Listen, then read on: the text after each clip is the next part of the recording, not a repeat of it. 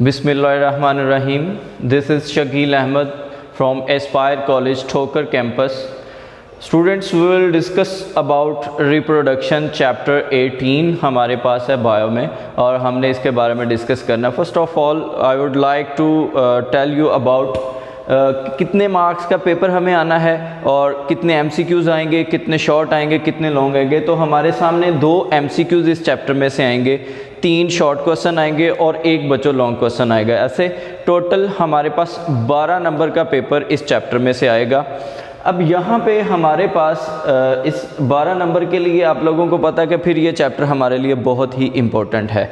तो बच्चों, रिप्रोडक्शन के बारे में हम लोग डिस्कस करते हैं. रिप्रोडक्शन नेसेसरी है, ज़रूरी है किसी भी ऑर्गेनिज़म के लिए. तो हर जानदार रिप्रोड्यूस कर सकता है अपनी ही स्पीशीज़ के नए ऑर्गेनिज़म्स को. अब जैसे तमाम जानदार जो ज़िंदा हैं वो रिप्रोड्यूस कर सकते हैं, लेकिन इन सब में मैकेनिज़्म डिफरेंट होगा, तरीका डिफरेंट होगा, मेथड डिफरेंट होगा और सिंपल से कॉम्प्लेक्स की तरफ भी हो सकता है. तो method of reproduction varied and complex. Reproduction के बारे में हम बात कर रहे हैं तो this is different from all other processes of individual. एक जानदार में जो होने वाले जितने भी प्रोसेस हैं ये उनसे डिफरेंट है. इसकी एग्जाम्पल है हमारे पास बच्चों, जैसे हम लोग कहते हैं मेटाबॉलिज्म हो रहा है हमारी बॉडी में, डाइजेशन हो रही है हमारी बॉडी में. डाइजेशन के बाद इंट्रासेलुलर प्रोसेसेस हैं, ग्लाइकोलाइसिस है, क्रेब्स साइकिल है, ये तमाम प्रोसेसेस हैं. इन तमाम प्रोसेसेस से रिप्रोडक्शन डिफरेंट है, क्योंकि जैसे नेक्स्ट पॉइंट्स में हम डिस्कस कर रहे हैं, it is not necessary for well being of individual. जो मैंने पहले पॉइंट्स एक्सप्लेन किए, ग्लाइकोलाइसिस, क्रेब साइकिल, ये तमाम प्रोसेसेस किसी जानदार की वेल बीइंग के लिए, किसी ख़ास इंडिविजुअल के, हमारे लिए एक जानदार के लिए वो बेहतर हैं, उसके लिए फ़ायदेमंद हैं. लेकिन जो जानदार रिप्रोड्यूस कर रहा है, रिप्रोडक्शन उसके लिए फ़ायदेमंद नहीं है, उसकी स्पीशीज़ के लिए फ़ायदेमंद है. जैसे देखें, it is very important for survival of species और पॉपुलेशन. किसी ख़ास स्पीशीज़ के लिए और पॉपुलेशन के लिए ये ज़रूरी होती है, उसकी वेल बीइंग के लिए होती है. किसी एक इंडिविजुअल की वेल बीइंग के लिए ये फ़ायदेमंद नहीं होती. देन बच्चों, हम डिस्कस करते हैं कि it is a mechanism that produce new generation और एंड मेंटेन अ स्पीशीज़. जैसे ये एक नई जनरेशन पैदा करता है और एक स्पीशीज़ को मेंटेन करता है. इसकी मिसाल ले लीजिए बच्चों कि हमारे पास पैंडा है, वो पैंडा अब रिप्रोड्यूस नहीं कर रहा है, तो जो इंडिविजुअल मौजूद हैं वो ज़िंदा हैं, लेकिन चूंकि वो रिप्रोड्यूस नहीं कर रहे हैं तो फिर हम कहते हैं कि वो जो है इंडेंजर्ड है या एक्सटिंक्ट है, क्योंकि वो रिप्रोड्यूस नहीं कर रहा. तो जो स्पीशीज़ के इंडिविजुअल्स रिप्रोड्यूस करते हैं उनको हम लोग कहते हैं कि ये मेंटेन हैं, ये सर्वाइव कर रहे हैं. जो रिप्रोड्यूस नहीं करते वो सर्वाइव नहीं करते, लेकिन इंडिविजुअल को उसका नुकसान नहीं होता, स्पीशीज़ को उसका नुकसान होता है. बच्चों, रिप्रोडक्शन हैव 2 टाइप्स. रिप्रोडक्शन की 2 टाइप्स हैं हमारे पास. एक तो हमारे पास एसेक्सुअल रिप्रोडक्शन है और दूसरी हमारे पास बच्चों सेक्सुअल रिप्रोडक्शन है.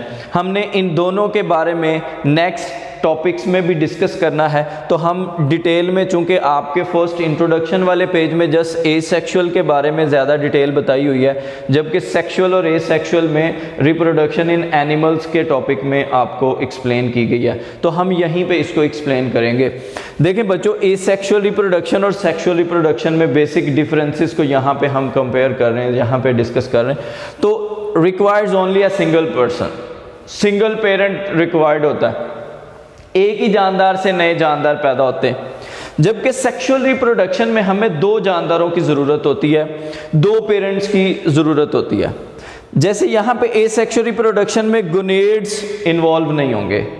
गोनेड्स वो ऑर्गन्स एनिमल्स में हैं जिनमें गैमेट्स प्रोड्यूस होते हैं, लाइक अगर ह्यूमंस की बात की जाए तो उसमें मेल में टेस्टिस हैं और फीमेल में ओवरीज हैं, तो वो गुनेड्स हैं जिनमें गैमेट्स की फॉर्मेशन होती है। सेक्सुअल रिप्रोडक्शन में गुनेड्स इन्वॉल्व होते हैं, जबकि एसेक्सुअल रिप्रोडक्शन में गुनेड्स इन्वॉल्व नहीं होते।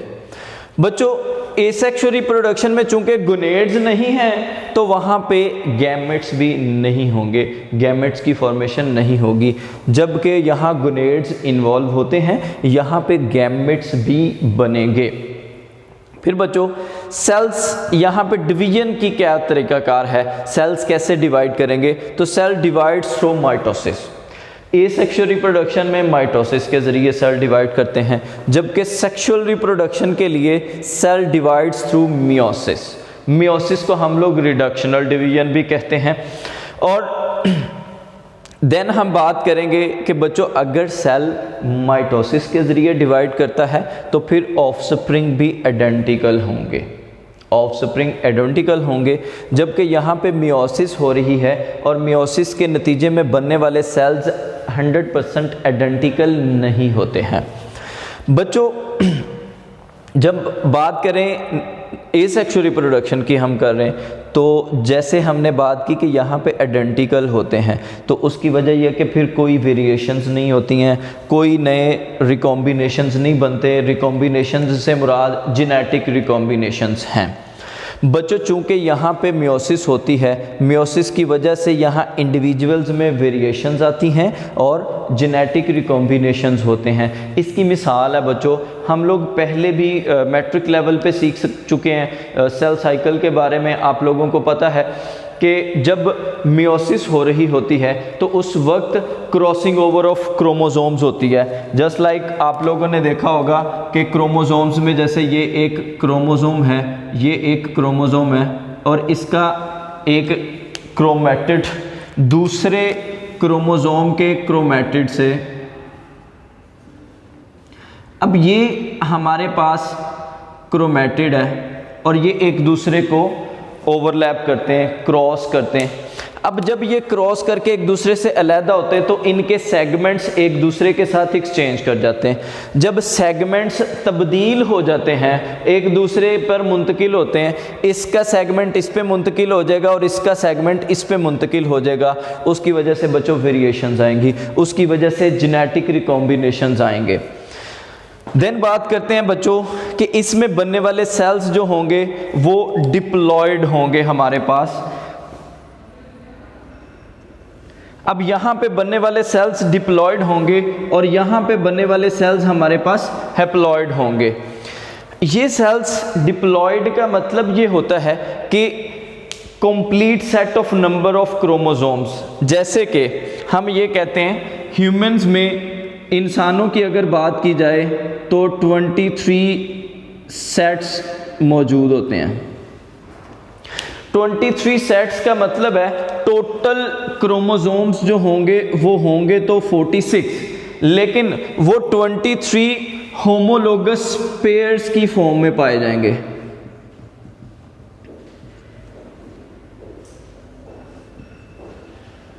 ठीक है, 23 जोड़ों की सूरत में पाए जाएंगे। ठीक है, तो इस तरह यहाँ पे बनने वाले सेल्स हमारे पास डिप्लॉयड होते हैं और यहाँ मियोसिस होती है, तो मियोसिस की वजह से बनने वाले सेल्स हैप्लॉयड होते हैं। जैसे इसमें टोटल 23 क्रोमोसोम्स के जोड़े पाए जाएंगे, जबकि यहाँ पे हमारे पास ओनली 23 क्रोमोसोम्स होंगे। यहाँ पे सिर्फ 23 क्रोमोसोम्स होंगे हमारे पास एक सेल में, इसलिए इसको हम हैप्लॉयड बोलते हैं और सिंगल एन, स्मॉल एन से जाहिर करते हैं। बच्चों जब यहाँ पे गोनेड्स नहीं है, गैमेट्स बन ही नहीं रहे हैं, तो फिर हम यहाँ पे कहते हैं कि फ्यूजन ऑफ गैमेट्स भी नहीं होती है। जैसे यहाँ पे सेक्सुअल रिप्रोडक्शन की बात की जाए तो सेक्सुअल रिप्रोडक्शन में चूंकि गोनेड्स होते हैं, गैमेट्स की फॉर्मेशन होती है, तो फिर फ्यूजन ऑफ गैमेट्स भी होती है। फ्यूजन ऑफ गैमेट्स को हम लोग फर्टिलाइजेशन कहते हैं। फर्टिलाइजेशन के थ्रू इनके फ्यूजन ऑफ गैमेट्स होती है और उनसे फिर नए इंडिविजुअल बनते हैं।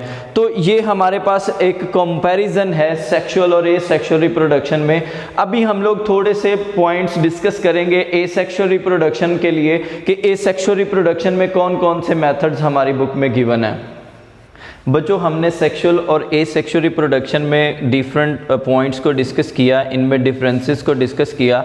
हमारे पास कुछ सेक्सुअल रिप्रोडक्शन और एसेक्सुअल रिप्रोडक्शन के मैकेनिज़्म को भी डिस्कस करना है। तो हम यहाँ पे डिस्कस करने वाले हैं कि कैसे एसेक्सुअल रिप्रोडक्शन के ज़रिए एनिमल्स रिप्रोड्यूस करते हैं। तो जैसे कि हमारे पास फिशन प्रोसेस है, फिशन में क्या होता है कि ऑर्गेनिजम्स डिफरेंट पार्ट्स में डिवाइड हो जाता है और वो तमाम पार्ट्स नए ऑर्गेनिजम्स के तौर पे बिहेव करते हैं। जैसे बच्चों बडिंग के बारे में बात करते हैं, एक उभार बन जाता है। वो उभार जैसे यहाँ पे देखें, अगर जस्ट लाइक ये हमारे पास एक सेल है, जस्ट लाइक हमें पता है बैक्टीरिया के सेल में बडिंग का प्रोसेस होता है, तो इसकी बॉडी में एक उभार बनता है। ये एक उभार बनेगा, ये उभार एक बड़ा होता जाएगा और अल्टीमेटली ये उभार इससे अलहदा हो जाएगा। जब ये उभार इससे अलहदा हो जाएगा तो ये एक नए ऑर्गेनिज्म के तौर पे बिहेव करेगा। तो ये बडिंग का प्रोसेस है हमारे पास। फिर हमारे पास वेजिटेटिव प्रोपिगेशन है। वेजिटेटिव पार्ट्स कहते हैं other than sexual parts of the plants, उनको हम वेजिटेटिव पार्ट्स कहते हैं। तो उनसे अगर प्रोपिगेशन होती है, उनसे नया ऑर्गेनिज्म बनता है, तो उसको हम वेजिटेटिव प्रोपिगेशन कहते हैं। वेजिटेटिव प्रोपिगेशन के साथ साथ हम लोग आर्टिफिशियल प्रोपिगेशन की भी क्या बात करते हैं। कुछ प्रोसेसेस हैं, जैसे हम लोग कहते हैं कटिंग्स लगाना, ग्राफ्टिंग करना, ये मेथड्स हैं जो हम प्लांट्स में यूटिलाइज करते हैं एसेक्सुअली प्लांट्स को रिप्रोड्यूस करवाने के लिए, तो वो आर्टिफिशियल प्रोपिगेशन है। फिर बच्चों पार्थेनोजेनेसिस है। पार्थेनोजेनेसिस किसी भी ऑर्गेनिज्म का फर्टिलाइजेशन के बगैर डेवलप होना एग से, उसको हम पार्थेनोजेनेसिस कहते हैं। अगर ये एनिमल्स में होगा तो उसे पार्थेनोजेनेसिस कहेंगे, अगर ये प्लांट्स में होगा तो उसे हम पार्थेनोकार्पी कहेंगे। ये दोनों पॉइंट्स हमने कमिंग टॉपिक्स में डिस्कस करने हैं। बच्चों एपोमिक्सिस कहते हैं, कोई जानदार नॉर्मली सेक्सुअल रिप्रोडक्शन के ज़रिए रिप्रोड्यूस करता है, लेकिन बाई चांस क्या होता है वो एसेक्सुअली रिप्रोड्यूस कर जाता है। तो ये दोनों जब इकट्ठी मौजूद होंगी किसी जानदार में खासियत, तो उसे एपोमिक्सिस कहा जाता है। फिर स्पोरुलेशन की बात करते हैं। स्पोरुलेशन स्पोर फॉर्मेशन है, जानदारों में स्पोर्स के ज़रिए रिप्रोडक्शन का मैकेनिज़्म जो है उसे हम स्पोरुलेशन कहते हैं। फिर बच्चों हम लोग प्लांट्स के बारे में डिस्कस करेंगे, प्लांट्स के हवाले से कि इनमें रिप्रोडक्शन के कौन से मैकेनिज़्म को यूज़ किया जाता है और उनके एडवांटेजेस और डिसएडवांटेजेस क्या हैं। प्लांट्स में हम लोग बोलते हैं जैसे सेक्सुअल रिप्रोडक्शन में ऑल्टरनेशन ऑफ जनरेशन है। ऑल्टर का मतलब होता है किसी चीज़ का चेंज होना, रिपीट करना एक दूसरे के साथ। जैसे देखें बच्चों, इसमें स्पोरोफाइट जनरेशन जो है डिप्लॉयड होती है। मैंने पहले भी फ़र्क बताया था लास्ट हमारे टॉपिक प्रीवियस पॉइंट्स में कि जिसमें कंप्लीट सेट्स ऑफ क्रोमोसोम्स हों। जैसे इंसानों में 23 होमोलोगस पेयर ऑफ क्रोमोसोम्स होते हैं या 22 होमोलोगस होते हैं और 23rd जो होता है वो डिफरेंट होता है, तो वो भी लेकिन पेयर की फॉर्म में होता है। तो वो कंप्लीट सेट्स होंगे तो उसे हम स्पोरोफाइट जनरेशन कहते हैं। और एक हमारे पास जनरेशन होती है जो हैप्लॉइड होती है, उसमें हाफ नंबर ऑफ क्रोमोसोम्स पाए जाते हैं, उसको हम हैप्लॉइड कहते हैं। तो ये हैप्लॉइड जनरेशन बनती है। अब स्पोरोफाइट जनरेशन बना रही है गेमेटोफाइट जनरेशन को, अरे गेमेटोफाइट जनरेशन बना रही है स्पोरोफाइट जनरेशन को, इसको हम ऑल्टरनेशन ऑफ जनरेशन कहते हैं। बच्चों sexual reproduction genetically like, asexual reproduction जो होगी ये जेनेटिकली अलाइक होगी। एक ही पेरेंट्स से बनेंगे तो ये जेनेटिकली अलाइक होंगे।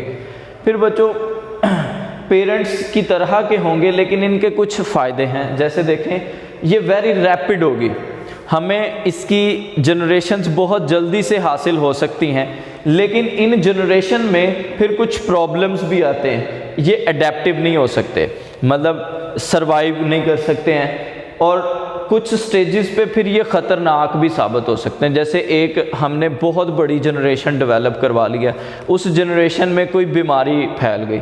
अब जब बीमारी फैल जाएगी तो उन जानदारों में सरवाइव करने की सलाहियत नहीं होगी, क्योंकि वो एसेक्सुअली रिप्रोड्यूस है, उसमें कोई वेरिएशंस नहीं है, कोई रिकॉम्बिनेशंस नहीं है।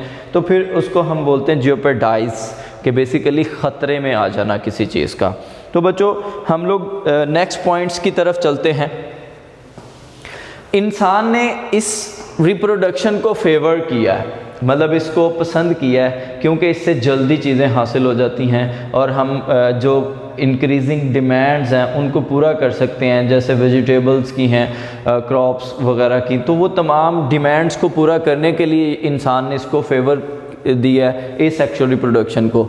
तो बच्चों एसेक्सुअल रिप्रोडक्शन में टिश्यू कल्चर यूज़ करते हैं, फिर क्लोनिंग यूज़ करते हैं। तो बोथ प्लांट्स और एनिमल्स में यूज़ किए जा सकते हैं, लेकिन सम डिफरेंट एथिकल इश्यूज़ में ह्यूमंस में नहीं होती, लेकिन इन बाकी जानदारों में क्लोनिंग वगैरह की गई है, जैसे शीप्स में की गई है, गाय में की गई है, रैट्स में की गई है।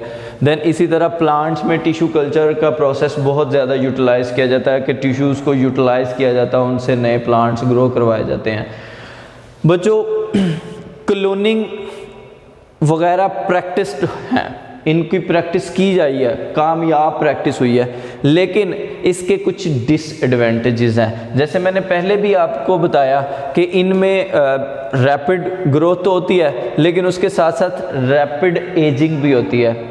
और एजिंग आप लोगों को पता है नेगेटिव फिजियोलॉजिकल इफ़ेक्ट्स को कहते हैं। तो नेगेटिव फिजियोलॉजिकल इफ़ेक्ट्स जैसे प्लांट्स में लीव्स का गिरना, लीव्स गिर जाएंगे तो उनमें फिर फोटोसिंथेसिस नहीं होगी, फ्रूट जल्दी गिर जाएगा और उसके से फ़ायदा नहीं लिया जा सकता।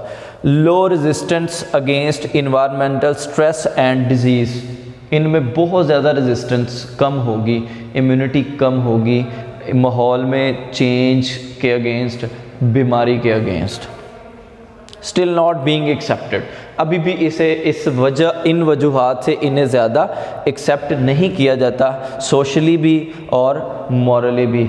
मॉरली मैंने आप लोगों को बता दिया कुछ चीज़ें, जैसे मैंने बताई ह्यूमंस के बारे में भी, और सोशली समाजी तौर पे भी इन जनरल इसे ज़्यादा एक्सेप्ट नहीं किया जाता। बच्चों हम लोग फिर बात करेंगे रिप्रोडक्शन इन प्लांट्स के बारे में। प्लांट्स में रिप्रोडक्शन दोनों तरीक़ों से होती है बच्चों, सेक्सुअल रिप्रोडक्शन भी होती है और एसेक्सुअल रिप्रोडक्शन भी होती है। एसेक्सुअली जो होगी वो लेयरिंग के थ्रू होगी। लेयरिंग हम लोग कहते हैं बच्चे कि जैसे एक प्लांट है, उस प्लांट की कुछ ब्रांच बनी और ये ब्रांच ज़मीन में लग जाए, इससे एक नया प्लांट डेवलप हो जाए। ठीक है जी, जैसे देखें यहाँ पे एक ये प्लांट है, इस प्लांट की कोई ब्रांच ज़मीन को छू रही थी और उस ब्रांच पे एडवेंटेशियस रूट्स बन जाती हैं। वो रूट्स जब ज़मीन में उस ब्रांच को एंकर कर देती हैं, उस ब्रांच से नया पौधा डेवलप हो जाता है, तो उसको हम लोग लेयरिंग कहते हैं। ये हम आर्टिफिशियली भी करवा रहे हैं, प्लांट्स के लिए प्रैक्टिस कर रहे हैं। फिर बच्चों बडिंग, कोई बड बनता, उभार बनता, उससे नया ऑर्गेनिज्म डेवलप हो जाता है। ग्राफ्टिंग का प्रोसेस है, हम ग्राफ्टिंग को बहुत यूटिलाइज़ करते हैं कि कोई प्लांट ज़्यादा डेवलप हुआ, उस पर हम कोई फ्रूट वाला प्लांट लगाना चाह रहे हैं तो हम उसके ऊपर वो फ्रूट वाला प्लांट ग्राफ्ट कर देते हैं और उससे जो प्लांट हम ऊपर लगाते हैं उसकी यील्ड हमें मिलती है, उसके फ्रूट्स वगैरह, फ्लावर्स वगैरह मिलते हैं, तो उसको हम लोग ग्राफ्टिंग कहते हैं। तो these are asexual methods in plants. अब बच्चों सेक्सुअल रिप्रोडक्शन जो होती है प्लांट्स में, उस लाइफ साइकिल को हम डिप्लोहेप्लोन्टिक लाइफ साइकिल कहते हैं। बच्चों डिप्लोहेप्लोन्टिक लाइफ साइकिल का जो वर्ड है ना, जैसे हम बात करते हैं ये डिप्लो है, डिप्लो के वर्ड से हमने जहन में रखना है डिप्लॉयड। डिप्लो से मतलब है डिप्लॉयड, और हैप्लो से वर्ड जहन में रखिएगा, इसको हम हैप्लॉयड कहते हैं। डिप्लो से डिप्लॉयड और हैप्लो से हैप्लॉयड। तो चूंकि दोनों तरह की जनरेशन सेक्सुअल रिप्रोडक्शन में होंगी, तो फिर हम इसको बोलते हैं डिप्लोहेप्लोन्टिक लाइफ साइकिल, और ये अल्टरनेटिंग होता है। हमने अभी बात की थी यहाँ पे कि ये अल्टरनेट करती, स्पोरोफाइट गेमेटोफाइट को बनाती है और गेमेटोफाइट स्पोरोफाइट को बनाती है। तो बच्चों ये डिप्लोहेप्लोन्टिक लाइफ साइकिल है। तो जैसे डिप्लॉयड स्पोरोफाइट है और हैप्लॉयड गेमेटोफाइट है, दोनों अल्टरनेट करती हैं। फिर बच्चों ये दो जनरेशन्स अगर तो मॉर्फोलॉजिकली सेम होती, सिमिलर भी कुछ जानदारों में होती हैं, कुछ प्लांट्स में होती हैं, तो उसको हम लोग आइसोमॉर्फिक, आइसो मतलब सेम और मॉर्फिक मॉर्फोलॉजी को कहते हैं, आइसोमॉर्फिक होंगे। फिर अगर ये दोनों डिसिमिलर हो, दोनों डिफरेंट हो, तो उसको हम लोग हेट्रोमॉर्फिक कहते हैं, जो अल्टरनेशन ऑफ जनरेशन आती है। फिर बच्चों कुछ पॉइंट्स हम बात करते हैं सीड्स के बारे में कि सीड्स की क्या अहमियत है, जो बनते हैं सीड्स के लिए कौन कौन सी कैरेक्टरिस्टिक्स हैं। बेसिकली सीड्स सेक्सुअल रिप्रोडक्शन में बहुत ज़्यादा इम्पोर्टेंट रोल प्ले करते हैं, एक प्लांट्स की लाइफ साइकिल में बहुत ज़्यादा इम्पोर्टेंट है सीड्स। तो इन सीड्स की डेवलपमेंट, सर्वाइवल किन चीज़ों पे डिपेंड करता है, वो पॉइंट्स हम यहाँ पे डिस्कस कर रहे हैं। तो ये पॉइंट्स ये हैं बच्चों, बेटर सेक्सुअल रिप्रोडक्शन के प्लांट्स की सर्वाइवल की वजह सीड्स, और फिर उसमें बेटर सेक्सुअल रिप्रोडक्शन है। फिर बच्चों बात करते हैं इन्फ्लोरेसेंस। इन्फ्लोरेसेंस कहते हैं किसी भी फ्लावर्स का बनना, और flowers reproductive part of plant है, सेक्सुअल रिप्रोडक्शन में यूज़ होते हैं। जैसे फ्लावर में कार्पल है, स्टेमन है, तो वो इन्फ्लोरेसेंस आती है। फिर पोलन ट्यूब का बनना, कि जैसे हम लोग कहते हैं कार्पल की ओवरी में जब ओव्यूल को फर्टिलाइज करने के लिए स्पर्म्स आते हैं, स्पर्म सेल्स आते हैं, स्पर्म न्यूक्लियाई आते हैं, तो वो एक ट्यूब न्यूक्लियस पोलन ट्यूब बनाता है, और वो पोलन ट्यूब हेल्प करती है safe transfer of sperm nuclei to the ovule. तो पोलन ट्यूब हेल्प करती है सेफ फर्टिलाइजेशन के लिए और सेफ ट्रांसफ़र ऑफ पोलन्स के लिए। फिर बच्चों सीड्स के बारे में कि सीड्स में स्टोरेज ऑफ फूड होती है। स्टोरेज ऑफ फूड की वजह से जब सीड ग्रो करता है, जर्मिनेट करता है, तो उस दौरान फिर प्लांटलेट के बनने के लिए स्टोरेज ऑफ फूड होती है।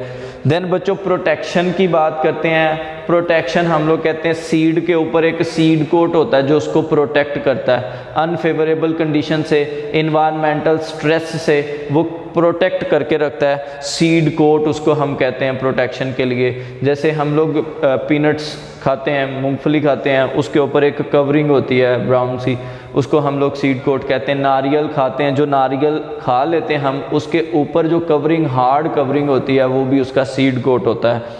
इसी तरह बच्चों seed dormancy, seed dormancy is very important for survival of species, for survival of plants। Seed dormancy कहते हैं जब अनफेवरेबल कंडीशंस हों, स्ट्रेस कंडीशंस हों, सीड अपनी ग्रोथ को लिमिटाइज कर लेता है। अगर बहुत ज़्यादा स्ट्रेस कंडीशंस होंगी तो वो सीड अपनी ग्रोथ को मुकम्मल इनहिबिट कर लेता है। ऐसी तमाम कंडीशंस को जब वो ग्रोथ इनहिबिट कर लेगा, रोक लेगा, ग्रो नहीं करेगा, जर्मिनेट नहीं करेगा और वेट करेगा कि फेवरेबल कंडीशंस आएँ, तो उस कंडीशन को हम सीड डोरमेंसी कहते हैं। तो यहाँ तक हमारे पास बच्चों ये तमाम रिप्रोडक्शन इन प्लांट्स से रिलेटेड है। नेक्स्ट